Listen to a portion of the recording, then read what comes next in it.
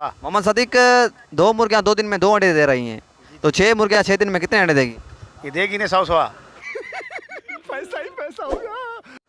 100 हाँ कैसे हिसाब लगा लिया आपने? बस झटका हिसाब लगा दिया सही। झटका हिसाब लगा दिया। वो कौन कहाँ पे मिलती है वो मुर्गी जो 100 देती है? वो मिलती है वहाँ गई शक्कर के। कौन सी मुर्गी है? वो ये फार्मी मुर्गी है। फार्मी मुर्गी कब अंडा देना शुरू कर दिया है उसने? जी फार्मी मुर्गी ने कब अंडा देना शुरू कर दिया है? वो फार्मी अच्छी वो है ना आने देवन वाली, वो 2 आने डेली देगी। 2 दिन में 2 अंडे देगी। हाँ 2 दिन में 2 अंडे ये थी है ना। अभी 6 मुर्गियाँ एक दिन में 2 दिन में कितने अंडे देगी? 12 अंडे देगी ना। 6 देगी। 6 देगी। हाँ 6 देगी। फिर आगे 4 दिन में 12 हो गए, 4 दिन 12 6 दिन में हो गए 18। 18 हो गया। कितना हिसाब बना? जी कितना हिसाब बन गया? ये बन गया 20। ओ भाई मारो मुझे, मारो मुझे, मारो।